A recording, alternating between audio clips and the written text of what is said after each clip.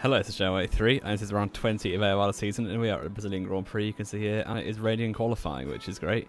We've not had much wet weather this season, but yeah, I do quite like the wet in this game. It's pretty fun, especially intermediate conditions, as the full wet conditions are pretty difficult, but you can see I'm obviously going to keep a dry setup because it's dry for the race, and the race where you score your points.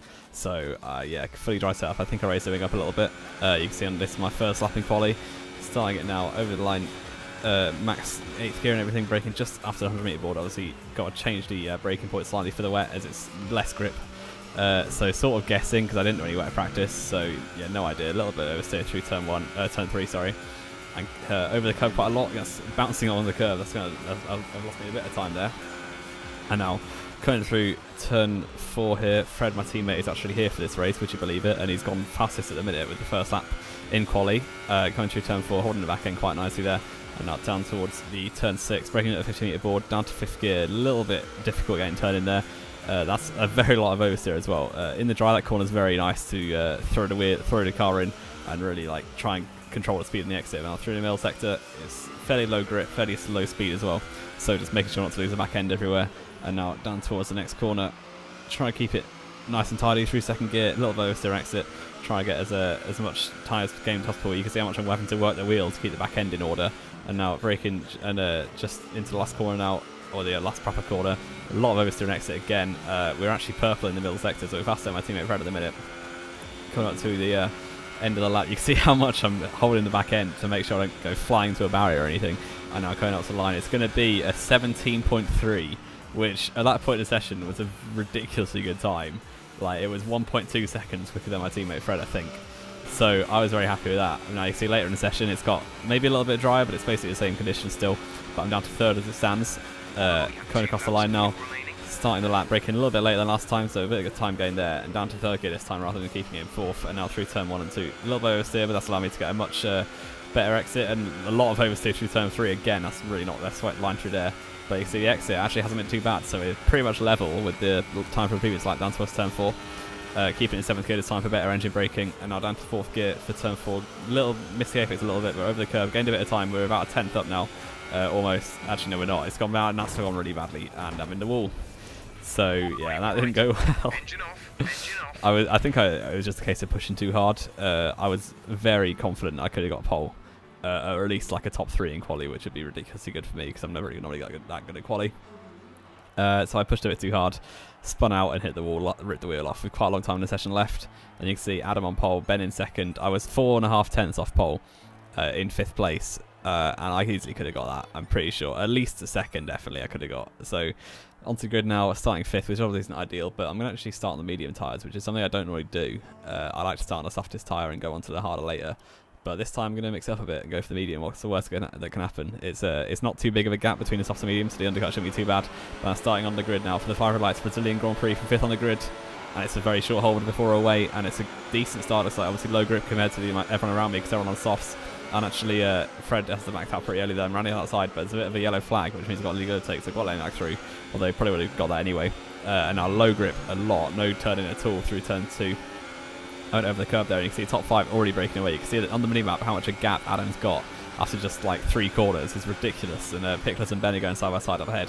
Fred is just behind them, I'm just behind him, and very slow warp on his medium tyres.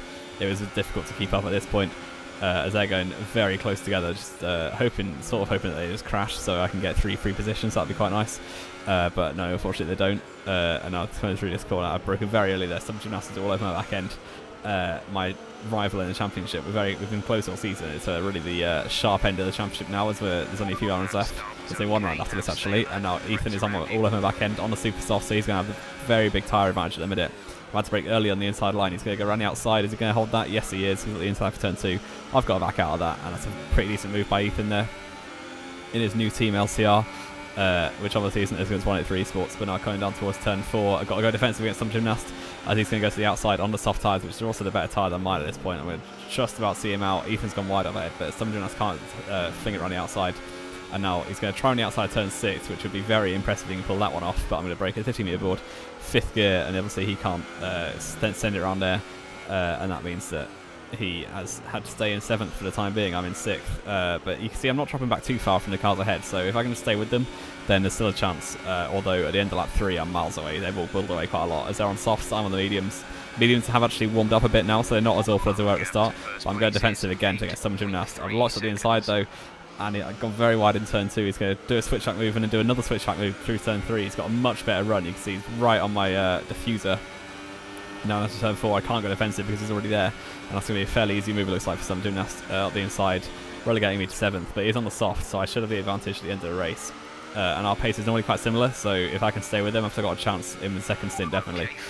And now down towards the turn 5, try to maybe stay with him a bit. He's got the much better grip, obviously. He's gone a little bit wide though, so I'm still with him.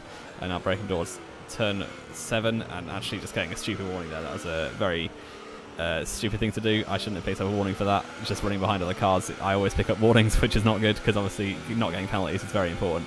And it can often gain you quite a lot. But I can see lap 8 quite a bit later, and Ethan on his super softs has started dropping back again. He's gone wide through the second last corner. I've got a much better run through there. And at this point in the race, my mediums are probably in a better condition because super softs only go about 12 laps. So now opening the DRS up on Ethan, rounded outside, down towards turn 1. That's a fairly easy move. DRS straight on speed advantage, obviously, and now breaking it into turn 1. Pretty well there. He can't have a chance of going at the inside because I broke very late, and I'll do it through turn 2 and 3, taking out pretty well as well. And he's not close enough for a move into turn 4. So yeah, down onto lap 14 now, and nothing at all happened. But you can see up ahead, Ben, who was 5 seconds ahead, has actually spun out. He was also on medium, so that's like sort of someone on the same strategy as me, which I'm now the lead medium runner. Because the 3 ahead are all on softs. So you can see a couple laps later, Adam has pitted and come out ahead of me on mediums. That's just his pace was ridiculous. And you can see everyone's in the pits now of Pickless, Fred, and Summer Gymnast. The battle for second.